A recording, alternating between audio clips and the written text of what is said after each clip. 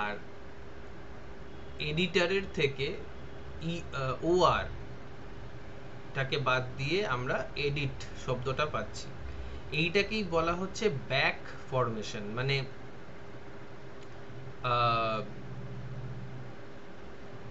পেছনের দিকে চলে যাচ্ছি আমরা। মানে যদি শব্দের শেষটাকে বাদ দেওয়া হয়, তাহলে যে যে পেছনে গিয়ে যে শব্দটা আমাদের কাছে থাকছে সেইটাকে ব্যাক, মানে ব্যাককে যাচ্ছি। তো তাই জন্য ওই ব্যাক ফরমেশন কথাটাকে ব্যবহার করা হয় যখন এক্সিস্টিং একটা শব্দ থেকে আমরা নতুন কোনো একটা শব্দ বার করে নিই। যেমন ধরো এডিটর থেকে এডিট, ঠিক আছে? এবার এটা আমার পক্ষে বলা মুশকিল যে কোনটা মানে কতগুলো শব্দ এরকম আছে বা কোন সময় মানে কোনটা আগে এসেছে। এডিটর বা এডিটের ব্যাপারটা আমি বলতে পারি, কারণ এটা বইতে আমি দেখেছি যে এডিটর আগে শব্দ ছিল, তার থেকে পরবর্তীকালে এডিট কথাটা বার করা হয়েছে।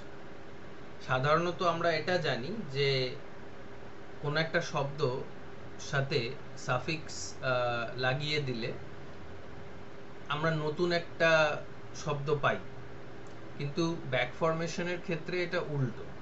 একটা শব্দ এক্সিস্ট করছে, সেই শব্দটার থেকে ইআর, ওআর, ইএস মানে সাফিক্স গুলোকে বাদ দিয়ে একটা নতুন শব্দ তৈরি করা হচ্ছে। তাই জন্য এটাকে মানে উল্টো, যেহেতু নিয়মটা হচ্ছে উল্টো, কাজটা হচ্ছে, তাই জন্য এটাকে ব্যাক ফরমেশন, ব্যাক করা হচ্ছে।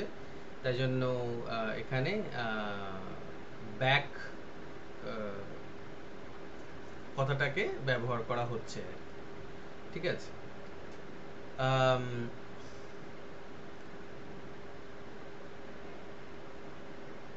আরো এগুলোর এক্সাম্পলস যেগুলো হতে পারে সেগুলো যেমন ধরো লেজার। লেজার বলে একটা শব্দ হয়, ওই লেজার লাইট যেটা আর কি। তো লেজার এর সাফিক্সটাকে বাদ দিলে আমরা পাচ্ছি লেজ, এরকম, ঠিক আছে? তো এইগুলোকেই এই জিনিসটাকেই ব্যাক ফরমেশন বলা হয়। ব্যাক ফরমেশনের যে ডেফিনেশনটা সেটা হচ্ছে যে when back formation is a process, এটা লিখে নাও, জানি না কোথায় আছে, কবে দিয়েছিলাম আর আমার খেয়ালও নেই। লেখো back formation is a process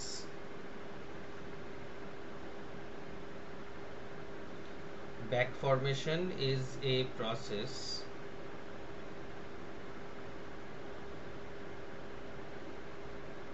by which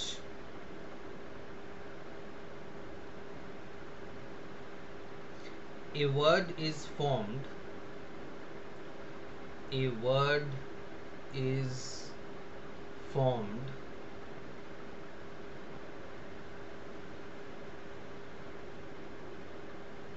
a word is formed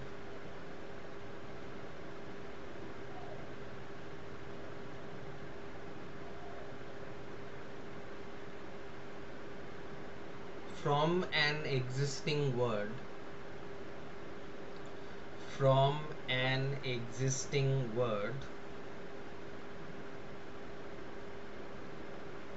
which looks as though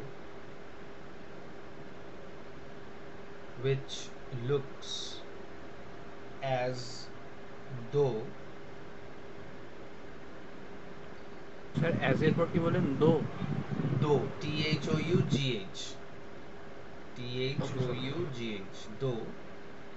it is a derivative, comma, typically by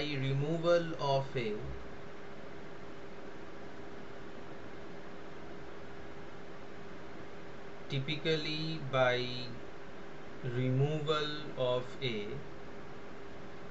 suffix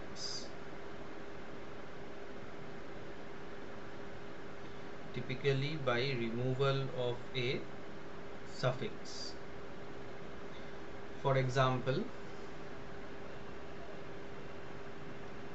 edit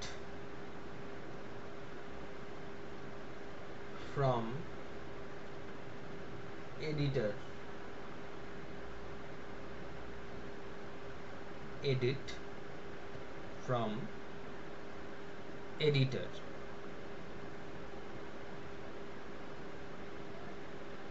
Lays, আরেকটা এক্সাম্পল লেখো, lays, L-A-S-E, lays from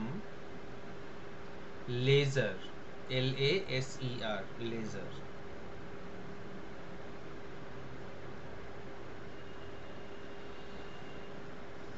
Usually, ফুল স্টপের পরে মানে একটা line change করে লিখতে পারো, usually new nouns, new verbs, usually new verbs are created, new verbs are created from existing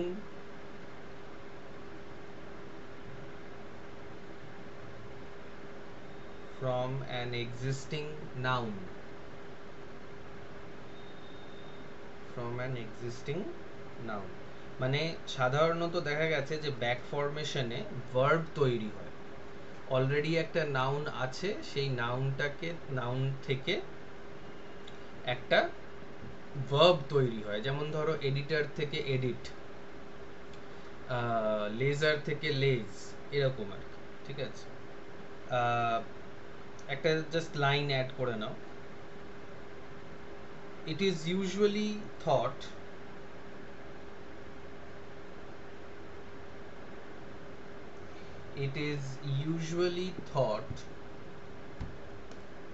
that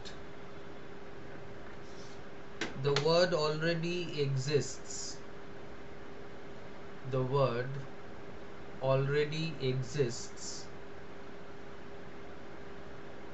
and the noun was formed from the verb, and the noun was formed from the verb.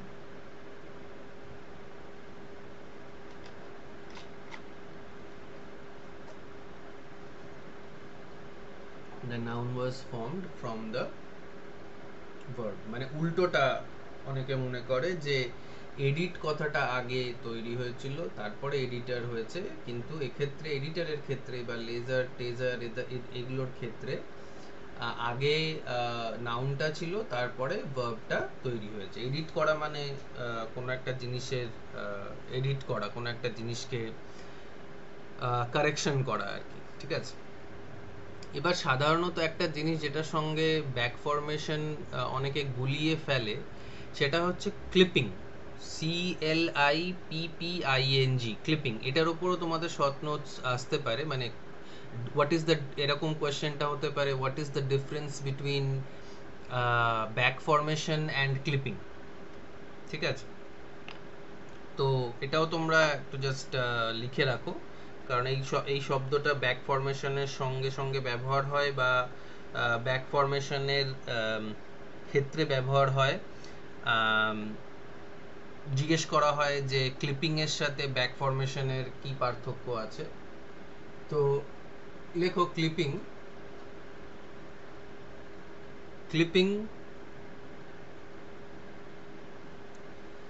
creates, clipping CLIPPING, clipping, clip করা মানে কেটে দেওয়া বোঝায়।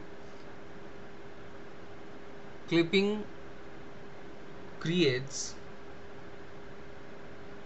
shortened words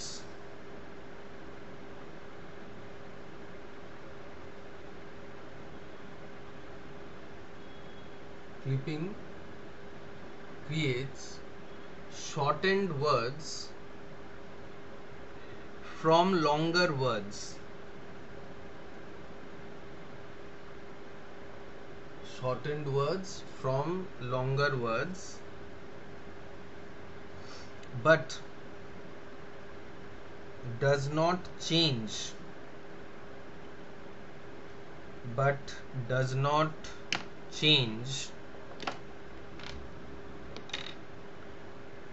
the class or meaning of the word.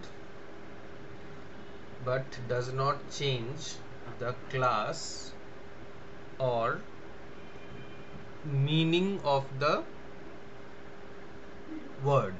Back ফরমেশনের ক্ষেত্রে মিনিংটা change হয়ে যাচ্ছে, ক্লাসটা চেঞ্জ হয়ে যাচ্ছে, নাউন থেকে ভার্ব হয়ে যাচ্ছে। কিন্তু ক্লিপিং এর ক্ষেত্রে শুধু বড় যে শব্দগুলো থাকে সেগুলোর থেকে ছোট করে আমরা একটা নতুন শব্দ বলার চেষ্টা করি, বা ওই বড় শব্দটারই ওটা একটা ছোট রূপ থাকে। যেমন ধরো এরোপ্লেন থেকে প্লেন, এরোপ্লেন বড় শব্দটা ছিল, সেটাকে ছোট করে বলা হচ্ছে প্লেন, ঠিক আছে। AERO PLANE প্লেনের জায়গায় শুধু PLANE প্লেন, ঠিক আছে। বা এরকম আরো শব্দ আছে, যেমন ধরো একটা বড় শব্দ আছে, সেটাকে বলা হয় মানে ট্যাক্সি, যেটাকে আমরা বলি, সেটা অ্যাকচুয়াল শব্দটা হচ্ছে ট্যাক্সিমিটার ক্যাব্রিওলে, এটা ফ্রেঞ্চ শব্দ ট্যাক্সিমিটার ক্যাব্রিওলে, কিন্তু ওটাকে আমরা ছোট করে বলি ট্যাক্সি, ঠিক আছে। বা হোয়াটসঅ্যাপের তো অনেকগুলো ভাষা এরকম হয়ে গেছে যেগুলো শর্ট ফর্মটাই আমরা ব্যবহার করি, ঠিক আছে। তো ব্যাক ফরমেশনের ব্যাপারে এটাই বলা যেতে পারে যে ব্যাক ফরমেশন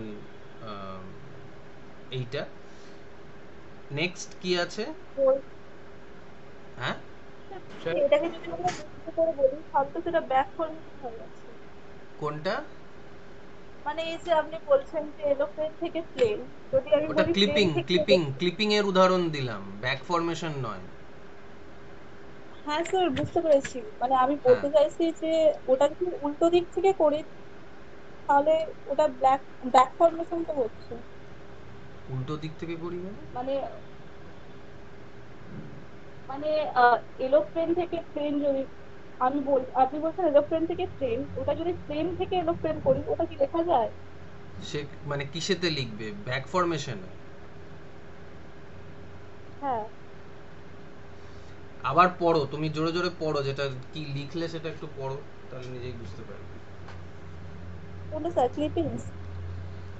পুরোটাই পড়ো। ব্যাক ফরমেশনটা কি, ক্লিপিংটা কি, কোন কনটেক্সটে ক্লিপিংটা আমি ব্যবহার করলাম, কি ধরনের প্রশ্ন আসতে পারে, সেটা পুরোটাই পড়ো। লিখেছো তো আশা করি, পড়ো। আচ্ছা। Back formation is a process by which a word is from an existing word which looks as though it's a very typically by removal of a suffix. আপনি এক্সাম্পল দিলেন এডিট থেকে এডিটর অ্যান্ড লেস থেকে লেজো, মানে sir edit আমি ওটা থেকে বলতে চাইছি না। এডিটর, এডিট থেকে এডিটর নয়, এডিটর থেকে এডিট। তাহলে সাফিক্সটা তুমি বাদ কোথায় দিলে?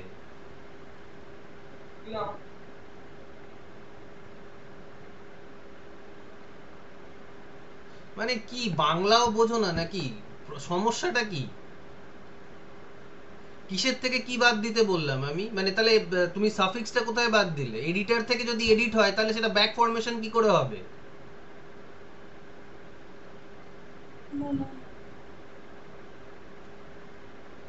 হ্যাঁ স্যার এডিটর থেকে এডিটর। হ্যাঁ, তারপরে ক্লিপিংটা বলো। Clipping creates shortened words from longer words but দাঁড়াও দাঁড়াও, does আস্তে not আস্তে বলো, change the আস্তে আস্তে class. বলো, আস্তে আস্তে বলো, এক একটা করে বলো। Clipping creates shortened words from longer words but does not change the class or meaning of the word. হ্যাঁ, তো ক্লাস আর মিনিং মানেটা কি? মানে তার মানেটা চেঞ্জ হয় না। হ্যাঁ, আর ব্যাক ফরমেশনে কি হচ্ছে?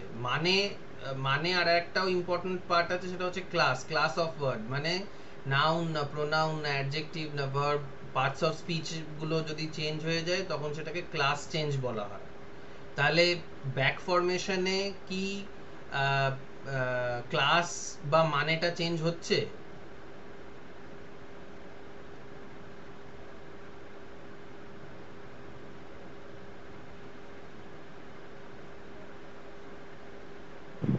হ্যাঁ স্যার, চেঞ্জ হচ্ছে। শ্রাবণী, তোমার কি মনে হয় মানে চেঞ্জ হচ্ছে কি একই মানে রয়ে গেছে? এটাও তো তোমাদের স্যার এডিট লেখালাম ওর না যে থেকে, নাউন থেকে ভার্ব, ভার্ব থেকে নাউন, এটা লেখোনি? হ্যাঁ স্যার লিখেছি, ওই it's usually thought that the word already exist the noun was হ্যাঁ ফ্রম দ্য ভার্ব। হ্যাঁ হ্যাঁ, স্যার লিখেছি ওটা। তাহলে ক্লাস চেঞ্জ হচ্ছে, নাউন থেকে ভার্ব হয়ে যাচ্ছে। সাধারণত দেখা যাচ্ছে যে নাউন থেকে ব্যাক ফরমেশনটা নাউন থেকে ভার্ব হয়, ঠিক আছে? কিন্তু ক্লিপিং এর ক্ষেত্রে তুমি যদি এরোপ্লেন একটা বড় শব্দ রয়েছে সেটাকে শর্টেন করো, সেটাকে ছোট করো, তাহলে সেখানে দাঁড়াচ্ছে প্লেন। কিন্তু তুমি যদি প্লেন থেকে এরোপ্লেন করো তাহলে কি ওটার মানেটা চেঞ্জ হয়ে যাচ্ছে? শ্রাবণী বলো শুধু। না স্যার।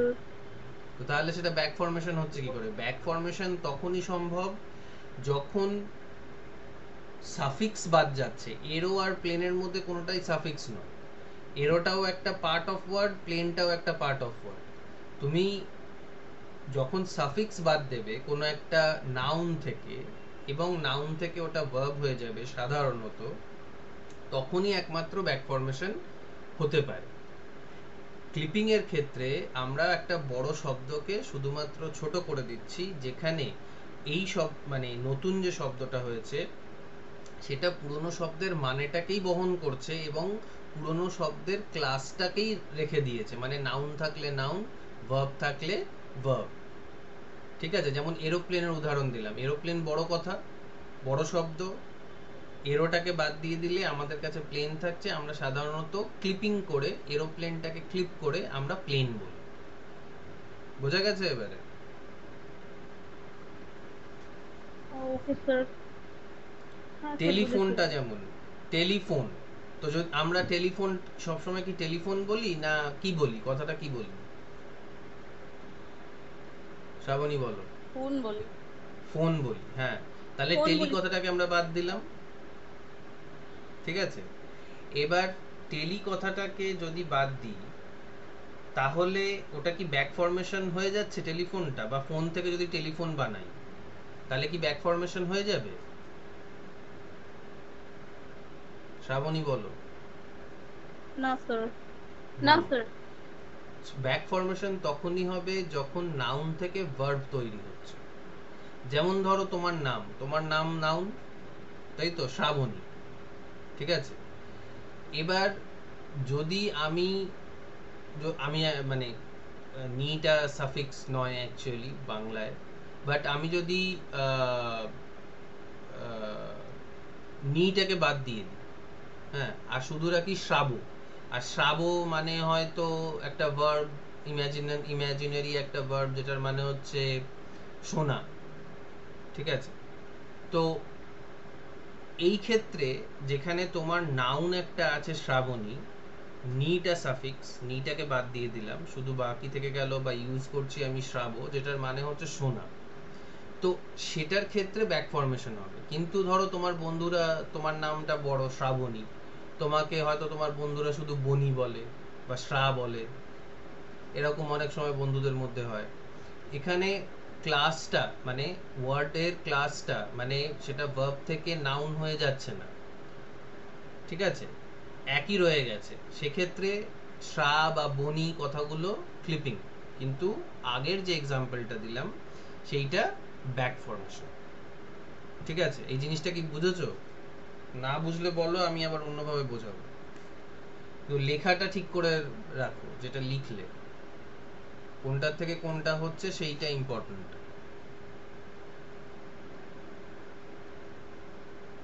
Okay sir. আর যদি না বুঝে থাকো তাহলে বলো অন্যরা। স্যার একটা কোয়েশ্চেন ছিল, মানে ধরুন আমরা ইউএনও কে বলছি, ইউনাইটেড নেশন অর্গানাইজেশনকে শর্ট ফর্মে ইউএনও বলছি, তো সেটা কি ক্লিপিং এর এক্সাম্পল হতে পারে? না, এটা এক্সাম্পল হচ্ছে acronym. This is an example of acronym, ACRONYM। অ্যাক্রোনিমে কি হয়, অ্যাক্রোনিমে আমরা ফার্স্ট বা ইনিশিয়াল লেটার্সগুলোকে নিই এবং সেটা দিয়ে একটা মানে শুধু সেগুলোকেই বলি, যেমন ইউনাইটেড নেশনস অর্গানাইজেশন। তো ইউনাইটেডের ইউ, নেশনের এন, অর্গানাইজেশনের ও, এইটা এইটা কোনো মতেই ব্যাক ফরমেশন তো নয়, ক্লিপিংও নয়, এটাকে বলা হয় অ্যাক্রোনিম। যখনই আমরা, যেমন ধরো আমাদের কলেজের আচার্য সুকুমার সেন মহাবিদ্যালয়, যদিও ওটাকে গোতান কলেজ বলেই বেশি বলা হয়, বাট কেউ যদি ASSM লেখে, তার মানে কি, A for Acharya, S for Sukumar, S for Sen, M for মহাবিদ্যালয়, তাহলে ASSM। ঠিক আছে, এইটা হচ্ছে অ্যাক্রোনিম। আর অ্যাক্রোনিমের সাথে অ্যাব্রিভিয়েশনেরও একটা ব্যাপার আছে। অ্যাব্রিভিয়েশন হচ্ছে কোনো একটা জিনিসকে ছোট করে বলা, যেমন ডক্টরের DR লেখা হয়, DOCTOR না লিখে কি লেখা হয়, DR। তো DRটা অ্যাকচুয়ালি অ্যাব্রিভিয়েশন, নট অ্যাক্রোনিম। অ্যাক্রোনিমটা হচ্ছে যখন আমরা কোনো একটা ওয়ার্ডের ফার্স্ট বা ইনিশিয়াল লেটারটাকে শুধু নিয়ে বড় কোনো একটা শব্দ আছে ওটাকে বারবার না বলে ওইটাকে ছোট করে দেওয়ার জন্য আমরা ইনিশিয়াল শব্দটা নিই, যেমন পিসি। প্রীতেশ চক্রবর্তী না বলে বলা হচ্ছে পিসি, পিসি হচ্ছে অ্যাক্রোনিম। ঠিক আছে, কিন্তু যদি ধরো নামটাকেই অ্যাব্রিভিয়েট করতে হয়, তাহলে হচ্ছে PR.CH, সেই ক্ষেত্রে সেটা হয়ে যাবে অ্যাব্রিভিয়েশন। ঠিক আছে, বুঝলে মিলন? হ্যাঁ স্যার, ওটা বুঝলাম। আর স্যার আরেকটা এক্সাম্পল হতে পারে, যদি ক্যারিজ থেকে আমরা যে কার্ড পাচ্ছি, সেটাও কি হতে পারে ক্লিপিং হতে পারে? হ্যাঁ, ক্যারিজ থেকে কার্ড, ক্যারেজ সেটা কি হতে থেকে পারে? Car, I I am not sure যে ক্যারেজ থেকেই কার কথাটা এসছে কিনা, আমি বলতে পারবো না। বাট যদি তাই হয়, যদি ক্যারেজ থেকে কার হয়, তাহলে সেক্ষেত্রে এটা ক্লিপিং, কারণ ক্যারেজও একটা নাউন, কারও একটা নাউন, ক্লাস চেঞ্জ হচ্ছে না, মানেটা মোটামুটি একই থাকছে। ক্যারেজের মধ্যেও আগে হর্স ক্যারেজের মধ্যেও লোকে বসে যেত, কারের মধ্যেও লোকে বসে যাচ্ছে, মানেটা মোটামুটি একই রয়েছে, তাই জন্য এটাকে ক্লিপিং বলা যেতে পারে। ঠিক আছে, আর একটা কথা স্যার, ক্লিপিংসটা কি শুধু নাউনের মধ্যেই থাকে নাকি আরো অন্য কোনো পার্টস অফ স্পিচের মধ্যে আসে? হতে পারে, ভার্বের মধ্যেও হতে পারে, বাট ক্লাসটা যেন একই থাকে এবং মানেটাও যেন একই থাকে আর কি, সেইটা। আচ্ছা। যেমন এক সময় পুট যে ভার্বটা আর কি, সেটার অন্য অন্য ফর্ম ছিল, কিন্তু সেটাকে ছোট করে করে করে সবসময় পুট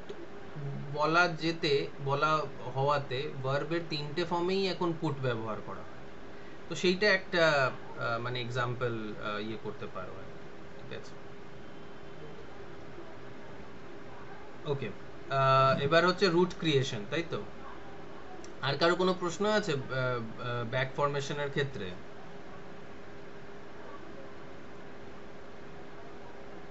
আচ্ছা, রুট ক্রিয়েশনটা দেখো,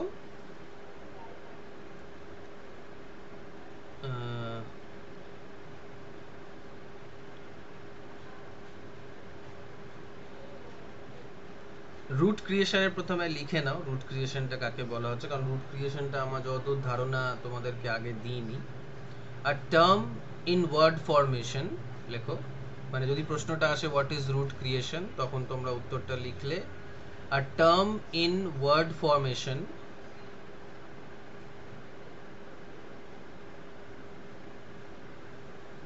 a term in word formation for the creation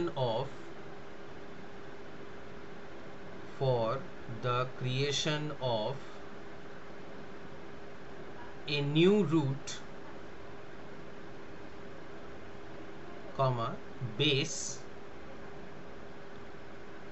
comma, or simple word.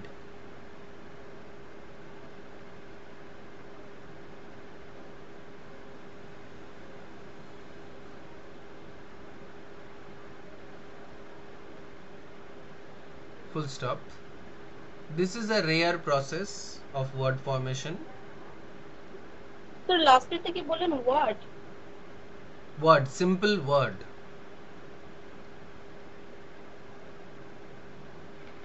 তারপরে ফুল স্টপ দিয়ে লেখো, this process is rare. কিন্তু একটা ওয়ার্ড বললাম, this process is rare in word formation. This process is rare in word formation.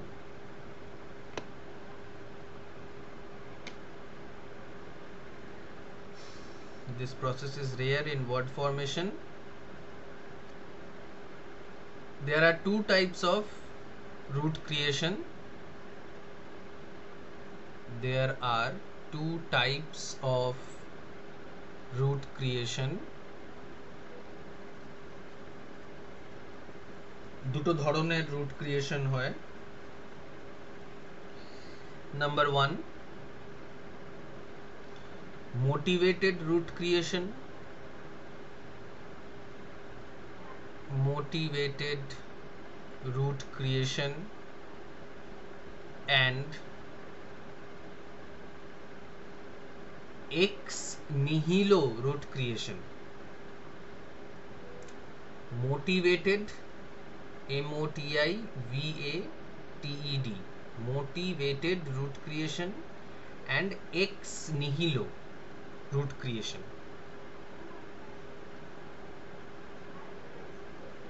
নিখিলো spelling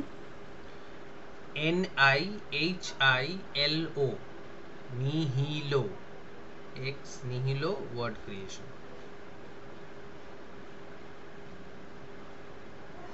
দুটোর ইয়েটাও লিখে নাও. Motivated root creation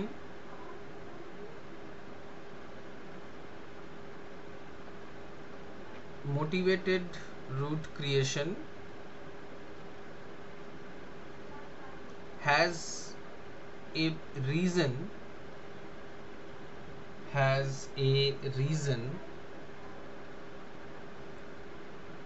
for the formation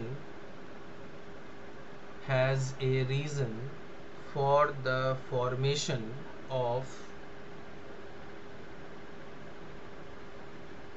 a new word.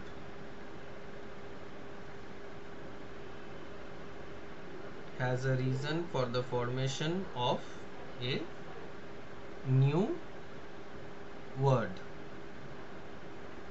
Full stop.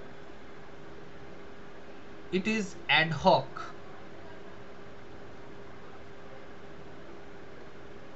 and resembles. Sir, it is তারপর কি বলে?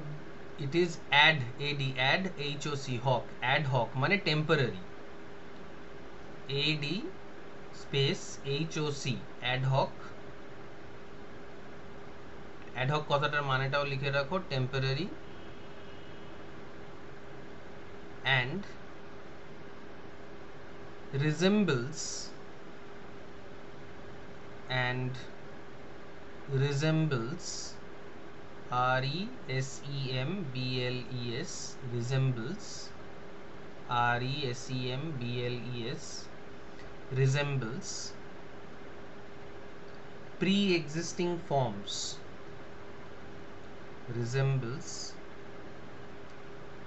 pre-existing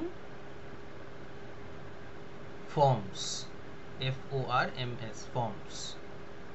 For example,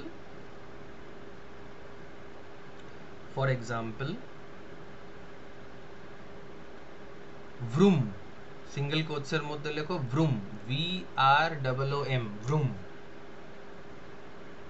VROOM, vroom। vroom জিনিসটা কি শুভ? vroom শব্দটা শুনেছো আগে?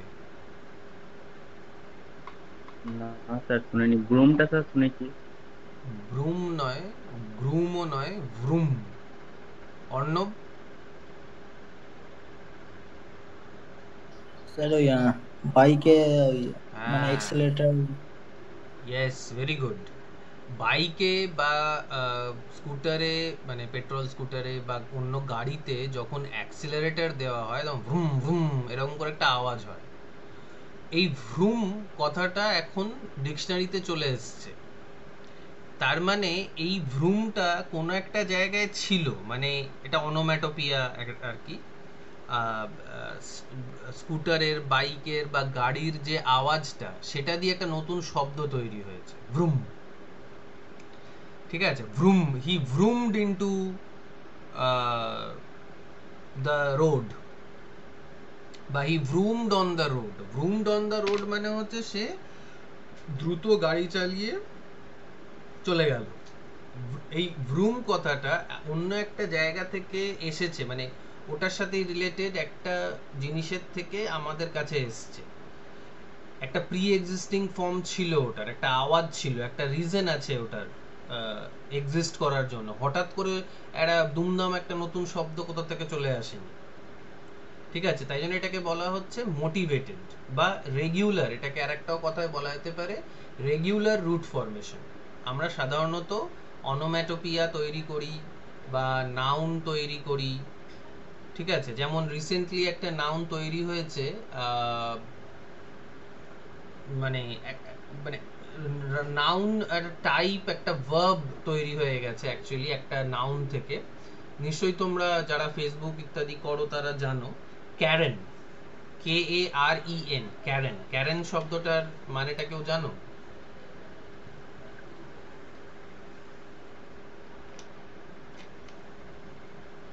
ক্যারেন অ্যাকচুয়ালি একটা নাম ছিল, আর এখন এটাকে একটা গালাগাল হিসেবেও ব্যবহার করা হয় আর কি। Karen, don't be such a Karen. এটা শুনেছো আগে কেউ? ফেসবুকে খুব ব্যবহার করা হয় ইংরেজি ইয়েতে। হ্যাঁ বলো মিলন। না স্যার শুনিনি ওটা।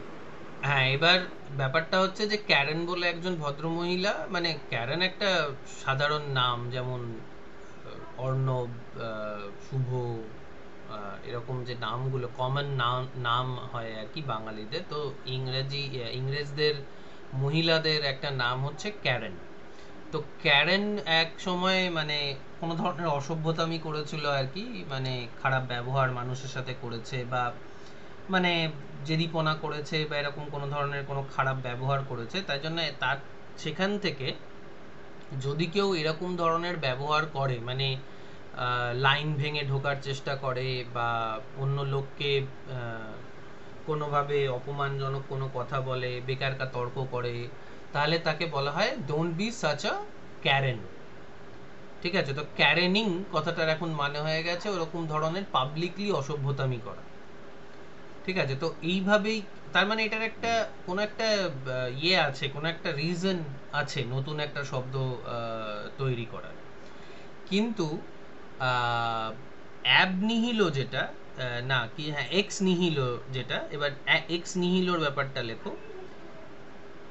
In x nihilo root creation, বা এটাকে ইররেগুলার রুট ক্রিয়েশন বলা যেতে পারে।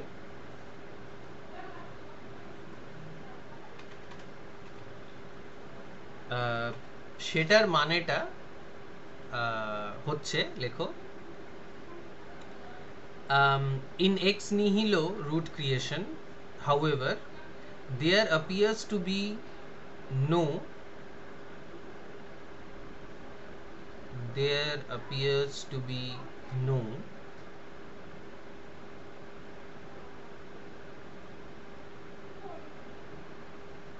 লেক্সিকোলজিক্যাল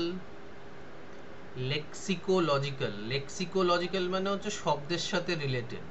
লেক্সিস মানে হচ্ছে শব্দ, যেমন ডিকশন মানে শব্দ, তেমনি লেক্সিস মানেও শব্দ।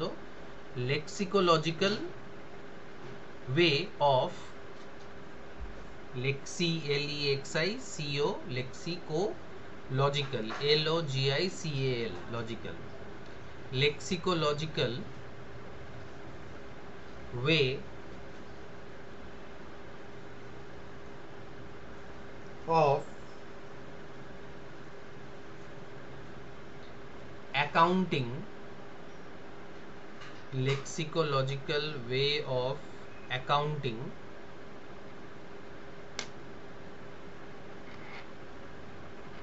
for the formation of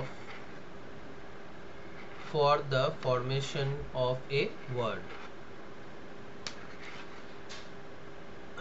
মানে এইখানে যে শব্দগুলো তৈরি হয় সেটা কোনো মাথা মুন্ডু থাকে না, ঠিক আছে? আর তোমাদের ওই ক্যারেনের ব্যাপারটা আমি এখানে ইয়ে করে দিচ্ছি,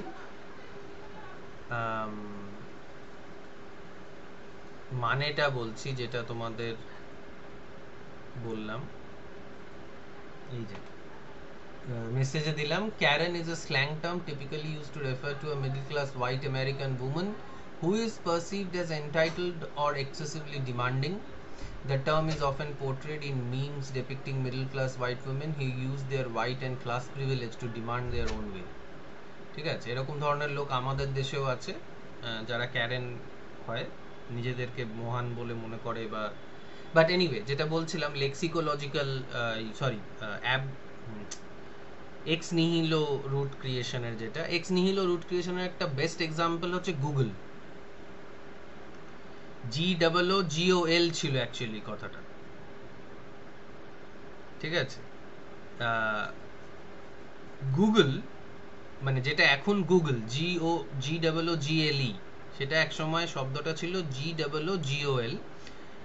সেটা কোনো মাথা মুন্ডু ছিল না, ওটা একটা শব্দ যেটা তৈরি করা হয়েছিল, একটা 9 বছরের বাচ্চা একটা রিকোয়েস্ট করেছিল কাউকে যে এই সংখ্যাটার মানেটা কি, সেই অনেকগুলো শূন্য ছিল সংখ্যার মধ্যে, তো সেইখান থেকে এই গুগল কথাটা এসছে। কিন্তু তুমি যদি গুগলের মানে দেখতে যাও তাহলে কিন্তু গুগলের অ্যাকচুয়ালি কোনো মানে নেই, মানে GOOGLE গুগল। কিন্তু এখন আমরা সবাই কি করি, আমরা গুগল করি, সার্চ না করে আমরা কি করি, গুগল করি, মানে গুগলটা সার্চের সাথে সিনোনিমাস হয়ে গেছে। আরো কিছু বছর পরে লোকে এটা শিওর হয়ে যাবে যে সার্চ নয়, কথাটা অ্যাকচুয়ালি গুগল কথা, গুগল ছিল সেখান থেকে পরে সার্চ কথাটা এসছে। So that is root formation, ঠিক আছে? Okay, any questions from root formation?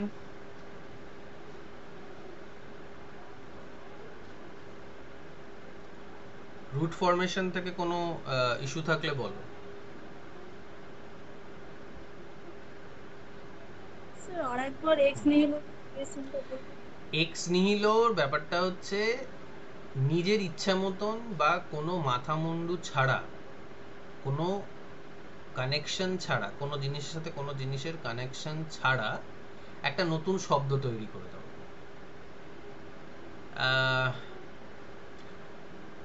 যেমন গুগল তো একটা উদাহরণ দিলাম, জেরক্স। জেরক্স মানে কি শ্রাবণী? জেরক্স মানে তো অ্যাকচুয়ালি কপি করা। জেরক্স মানে অ্যাকচুয়ালি ফটোকপি বানানো, কিন্তু আমরা কি বলি বা দোকানে কি লেখা থাকে, জেরক্স লেখা। জেরক্স লেখা থাকে, বাট জেরক্স কথাটার মানেটা কি অ্যাকচুয়ালি?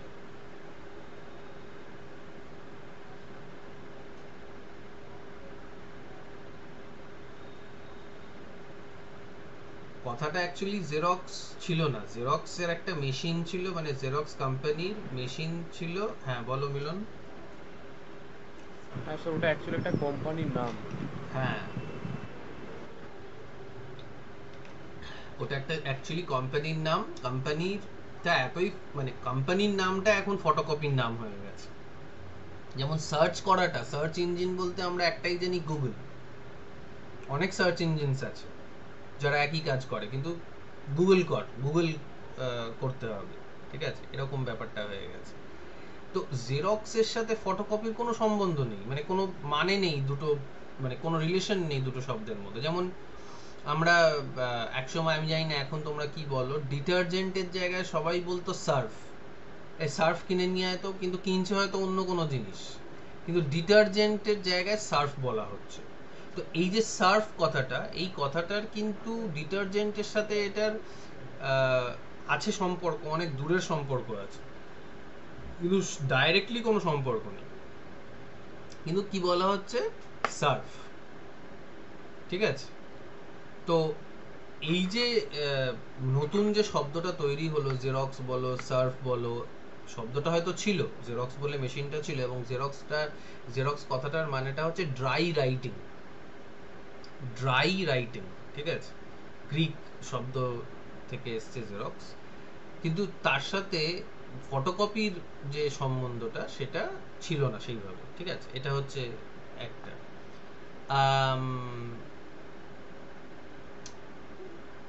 আরো এরকম যেটার মাথা মুন্ডু ছাড়াই শব্দটা হঠাৎ করে কোথা থেকে চলে এসছে, এরকম অ্যাকচুয়ালি স্ল্যাং গুলো এরকম তৈরি হয় প্রথম মানে যেটা খুব মানে মুষ্টিমেয় কিছু লোকজন জানে, কোনো একটা ইনস্টিটিউশন, কোনো একটা জায়গার লোক যদি শুধু ওই শব্দটাকে জানে এবং একটা পার্টিকুলার জিনিসকে রেফার করে, কিন্তু সেটা ছড়াতে ছড়াতে এমন জায়গায় চলে যায় যে সেটা সবাই ওই কথাটাকে ব্যবহার করতে শুরু করে দেয়। এটা এই মুহূর্তে আমার মাথায় এরকম কোনো শব্দ আসছে না যেটা বাংলায় এরকম কোনো ধরনের, যেটা অন্য কোনো কারণে কেউ একজন ব্যবহার করেছিল, তারপর থেকে ওটা সবাই মানে কোনো একটা পার্টিকুলার মানে দিয়ে দেওয়া হয়েছে শব্দটাকে। এখনই ভাবতে পারছি না, বাট মাথায় পড়ে আসলে আমি বলবো। ঠিক আছে। আর হ্যাঁ, হ্যাঁ বলো। মিমসে যেগুলো হয় সেগুলো কি, মানে মিমসে তো দেখা যায় অনেক ক্ষেত্রে একটা ওয়ার্ড ব্যবহার হচ্ছে, তারপর থেকে সেটা আস্তে আস্তে ছড়িয়ে যাচ্ছে, নির্দিষ্ট কিছু অর্থ দ্বারা বোঝাচ্ছে।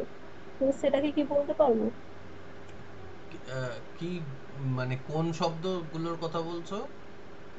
মানে এখন মিমসে তো বিভিন্ন রকমের শব্দ মানে হয়, তো সেই ক্ষেত্রে দেখানো হয় বিভিন্ন রকম ভিডিওতে। যেমন একটা উদাহরণ দাও।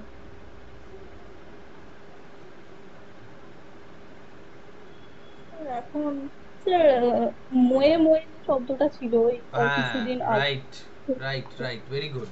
মোয়ে মোয়ে, মোয়ে মোয়ে একটা গান থেকে নেওয়া। ওইখানে মোয়ে মোয়ে কথাটার মানেটা মরি মরি এরকম কিছু একটা ছিল কিনা আমি ঠিক শিওর নই, কিন্তু এখন মোয়ে মোয়ে কথাটার মানে হয়ে গেছে একটা অকওয়ার্ড সিচুয়েশনে বা উল্টো কিছু একটা হয়ে গেলে সেটা মোয়ে মোয়ে হয়ে গেল। মানে যেমন ধরো অর্ণব কোনো মেয়েকে প্রপোজ করতে গেল, আর ওই মেয়েটা অর্ণবকে রাখি পরিয়ে দিল, তখন তোমরা সবাই মিলে ওকে খেপানোর জন্য বলছো মোয়ে মোয়ে। বাট মোয়ে মোয়ে কথাটার অ্যাকচুয়াল মানেটা যেটা, সেটা আমি দেখে বলছি যে মোয়ে মোয়ে, I don't know, it means so many things in so many languages,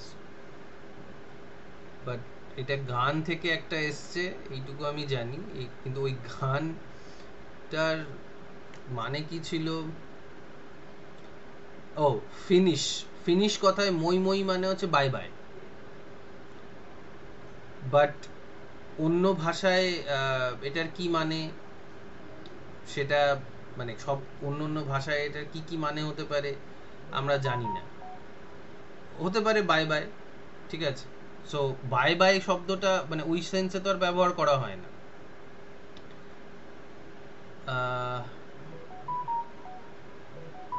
অনেক মানে আছে মোয়ের। মোয়ে মানে এক ধরনের খাবার। সো জার্মানে মোয়ে মোয়ে মানে অন্য কিছু হতে পারে, আই ডোন্ট নো। মোয়ে মোয়ে is casual way, yeah. So bye bye, bye bye কথাটা ছিল গানে, তারপরে এখন ওই মই মই কথাটা হয়ে গেছে যে কোনো একটা খারাপ, কোনো অকওয়ার্ড সিচুয়েশন হয়ে গেল, কোনো একটা কেউ ফাঁপড়ে পড়লো, কারোর কিছু উল্টো পাল্টা কিছু একটা হয়ে গেল, আইরনিক্যাল কিছু হয়ে গেল, তখন ওটাকে মই মই বলে, but not in the sense of bye bye. তুমি যদি কারোর সাথে দেখা করার পরে তাকে বলো ময় ময়, তার মানে ও ভাববে যে কিছু একটা প্রবলেম হয়ে গেছে। Yeah, that's a very good example. Good, ঠিক আছে, ওকে। Anything else? স্যার বাংলায় একটা ওয়ার্ড আছে, মানে আপনি প্রথম বলেছেন ওই চুনা লাগানো ওই ওয়ার্ডটা, ওটা তো চুনা মানে কেউ লাগানো, ইউজ করে। আহ চুনা লাগানোর মানে তো হচ্ছে ইয়ে করে দেওয়া, মানে কাউকে ঠকিয়ে দেওয়া। হতে পারে, দ্যাট ক্যান অলসো, মানে অন্য অন্য কনটেক্সটে চুনা লাগানোর মানে অন্য অন্য হয়ে যেতে পারে। কারণ চুনা লাগানো অ্যাকচুয়ালি মানে হচ্ছে ঘর মানে ঘরে রং করা, চুনা লাগানো। কিন্তু সেটার পরে ওটার মানে চুনা লাগানো মানে ঠকিয়ে দেওয়াটা কবে হয়ে গেল সেইটা, হ্যাঁ সেটা হতে পারে, that can also be an example. হ্যাঁ শ্রাবণী, তুমি বেরিয়ে গেছিলে কিছুক্ষণের জন্য, but yeah that can also be an example of ex nihilo word formation. But ওটা একটা ওয়ার্ড নয়, চুনা লাগানো দুটো ওয়ার্ড, তো we have to be careful. Okay, next যে টার্মটা রয়েছে যেটা মিলন দিয়েছে সেটা হচ্ছে গ্রিমস ল আর Verner's law. Actually Grimm's law এটা বলছে যে ইংরাজিতে যে শিফটগুলো হয়েছে, মানে স্ট্রেস শিফট বলা হয় এটাকে, ঠিক আছে? এইটা নিশ্চয়ই ইয়েটা থাকবে,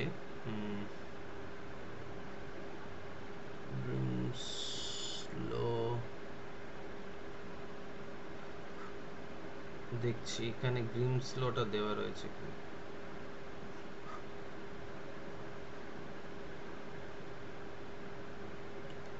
জার্নালিজ, বাবা এটা তো একটাই পেজ এত বড়, 1.1 MB।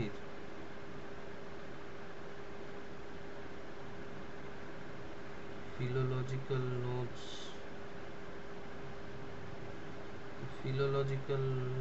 এর মধ্যে থাকবে গ্রিমস ল, ভার্নার্স ল?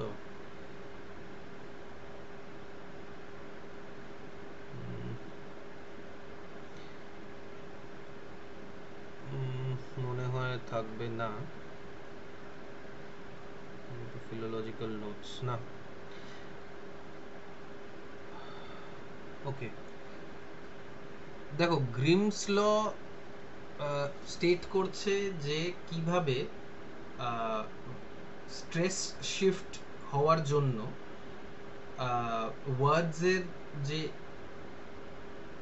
ওয়ার্ডসের প্রনাউন্সিয়েশনস গুলো চেঞ্জ হয়ে গেছে। How did the pronunciation of the words changed due to the change in the stress in English words? যেমন মানে যখন ইংলিশ ওয়ার্ডস গুলো অন্য ল্যাঙ্গুয়েজের থেকে ইংলিশে ঢুকছে, তোমরা বড়োইংস এর ব্যাপারে নিশ্চয়ই জানো যে অন্য অন্য ভাষা থেকে ইংরাজি শব্দগুলোকে বড় করে করে ধার করে করে নিজের কাছে নিজের ইয়েতে এনেছিল আর কি, নিজের ভোক্যাবুলারিতে এনেছিল। তো যখন ওই চেঞ্জটা হচ্ছে তখন একটা শব্দের প্রনাউন্সিয়েশনটা যখন ইংরাজিতে ঢুকছে তখন সেই শব্দের প্রনাউন্সিয়েশনটা পাল্টে যাচ্ছে, ঠিক আছে?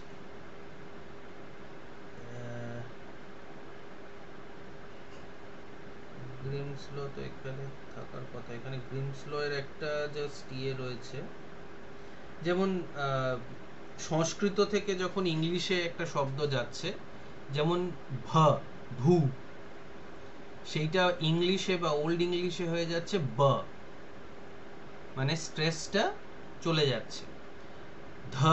ঘ ইংলিশে গিয়ে হয়ে যাচ্ছে ব ড, এরকম, মানে ইংরেজিতে ভ ঢ ঘ এই সাউন্ডস গুলো নেই।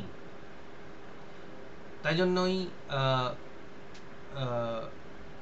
ভীম ওরা হয়তো বলতে পারবে না, ওরা বলবে বিম, কারণ ওদের ভাষায় ভ নেই, উচ্চারণটাই নেই, ঠিক আছে। দ্য সেম উইথ ঢ, ঢিলা ওরা বলতে পারবে না, ওরা বলবে ডিলা, কারণ ওদের ঢ নেই। তো এটা যখন মানে এক একটা ভাষা থেকে এক একটা ভাষায় যখন শব্দগুলো ট্রান্সফার হয়েছে, তখন তাদের যে প্রনাউন্সিয়েশনস গুলো ছিল সেগুলো স্ট্রেস চেঞ্জ হওয়ার জন্য সেই প্রনাউন্সিয়েশনস গুলো পাল্টে গেছে। এটা হচ্ছে গ্রিমস ল, ঠিক আছে।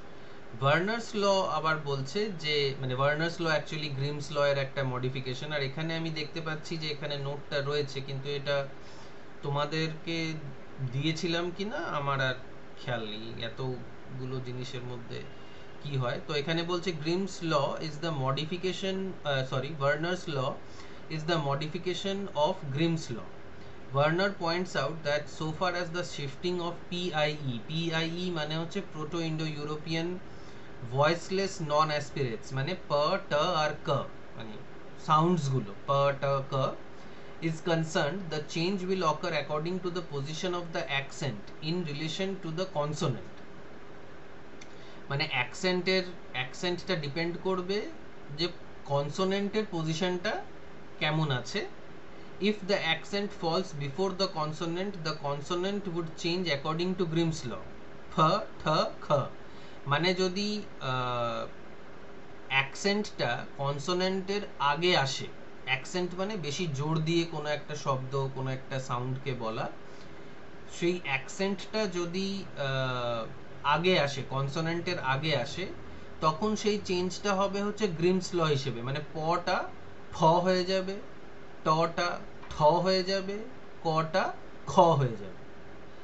মানে তোমাদের এরকম শব্দ যদি দেওয়া হয়, ধরো পেন,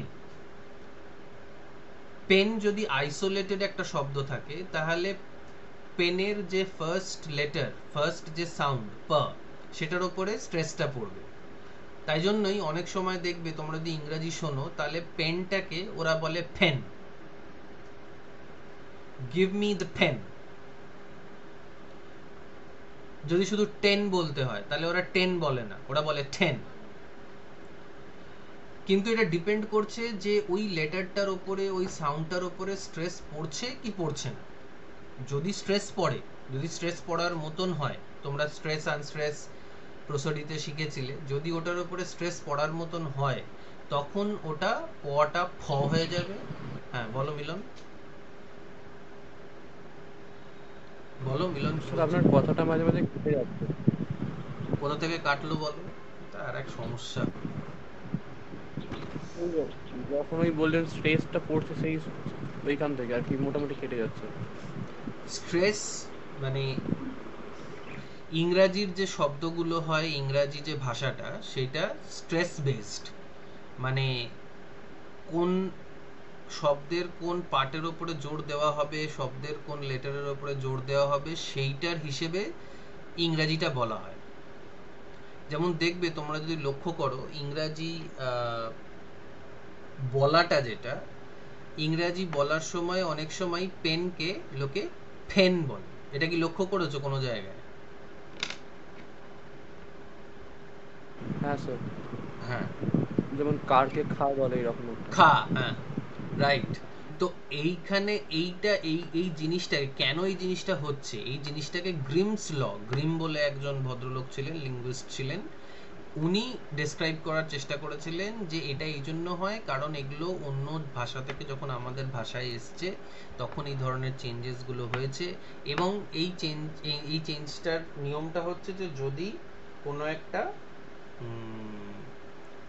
শব্দ প ট ক এরকম ধরনের তিনটে শব্দের মধ্যে একটা শব্দ যদি কোনো ওয়ার্ডের একদম প্রথমে থাকে, তাহলে সেটার উপর স্ট্রেস পড়বে, এবং যেই ওটার উপর স্ট্রেস পড়বে তখন ওটা আর ফোন থাকবে না, ওটা হয়ে যাবে ফোন বা ফাউন এরকম। পেপার থাকবে না, সেটা হয়ে যাবে পেপার। ওটার উপরে স্ট্রেস পড়ে গিয়ে ওটার শব্দটা পাল্টে যাবে। এটা গ্রিমস ল স্টেট করছে, গ্রিম এই কথাটা বলছে। ভার্নার বলছে যে ডিপেন্ড করছে যে স্ট্রেসটা যদি কনসোনেন্টের পরে পড়ে, তখন কি হবে, the unprotected consonant would shift to its voiced counterparts. For example, সংস্কৃত ওয়ার্ড তৃতীয়, বাংলাও তৃতীয়, সেটা ইংরাজিতে কি হয়ে গেল, থার্ড হয়ে গেল। তার মানে কি ওই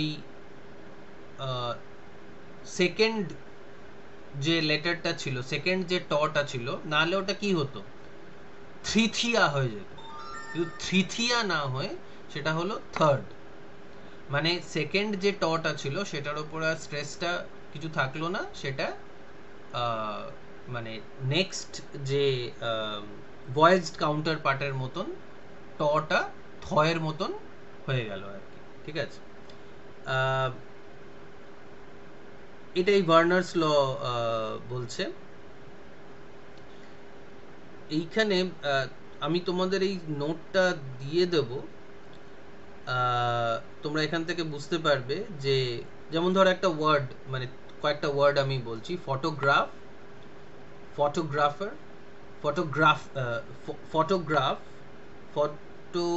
ফটোগ্রাফার, ফটোগ্রাফি। তো তোমরা বুঝতে পারছো যে প্রথম যে ওয়ার্ডটা ফটোগ্রাফ, তো সেটাতে ফয়ের উপরে, ফটোর উপরে স্ট্রেসটা পড়ছে। নেক্সট সেকেন্ড লেটারে, সেকেন্ড সিলেবেলে চলে গেল স্ট্রেসটা। আর থার্ড যে ওয়ার্ডটা বললাম ফটোগ্রাফি, সেখানে আবার থার্ড সিলেবেলের ওপরে স্ট্রেসটা চলে গেল। তো এটাকে স্ট্রেস শিফটও বলা হয়। ভার্নার্স লটাকে স্ট্রেস শিফটও বলা হয়, যে স্ট্রেসটা কিভাবে কেন শিফট হচ্ছে সেইটা এই ভার্নার্স ল আর গ্রিমস ল এরা দুজনে মিলে এই জিনিসটাকে এক্সপ্লেন করার চেষ্টা করে। বাংলায় এরকম ধরনের কোনো জিনিস হয় না। বাংলায় আমরা স্ট্রেস বেসড নই, আমরা সিলেবেল বেসড। যে কটা সিলেবেল আছে সে কটা সিলেবেলকেই আমরা বলি। কিন্তু ইংরেজিতে ওরা স্ট্রেস দেয়, একটা সিলেবেলের উপর দেয়, একটা সিলেবেলের উপর দেয় না, তার জন্য র কে প্রনাউন্স করে না, কোনো সময় প কে প্রনাউন্স করে না। কিন্তু আমরা সব ওয়ার্ডকেই প্রনাউন্স করি, যদিও মাত্রাকে করি না বাংলায়, কিন্তু ওয়ার্ডস সব কটাকে আমরা প্রনাউন্স করি। যেমন ধ্রুব, তো ধ্রুবর যে ওটা, যে মাত্রাটা, সেটা নেই, লেখা নেই, কিন্তু আমরা প্রনাউন্স করি। আর হিন্দিতে যেটা লেখা থাকে এক্স্যাক্টলি সেই জিনিসটাকেই প্রনাউন্স করা হয়। But in English things are different. এই ডিফারেন্সটাকে ভার্নার্স ল আর গ্রিমস ল এক্সপ্লেন করার চেষ্টা করে। আচ্ছা, আজকে তাহলে এত দূর অবধিই থাক। আরও যেগুলো বাকি থাকলো সেগুলো কালকে একটা ক্লাস নিয়ে নিচ্ছি তোমাদের, কারণ আর তো সময় নেই। কালকে ওই ইউফেমিজম, ম্যালাপ্রপিজম, কম্পোজিশন, ডেরিভেশন, এগুলো আমি করে দেবো। আর এর সঙ্গে আমি তোমাদের এখনই ওই যে ওই নোটটা যেটা আছে, যেটা আমি জানি না তোমাদেরকে দিয়েছিলাম কি দিইনি, এটা তো অনেক দিন আগেকার কথা হয়ে গেছে, আমি তাই না আবার তোমাদেরকে এটা শেয়ার করে দিচ্ছি। দেখো, যদি এটা না থাকে তাহলে এখান থেকে তোমরা মানে লিখে নিতে পারো। ঠিক আছে, আজকে তাহলে এত দূর অবধিই থাক, তোমরা মিটিং লিভ করতে পারো।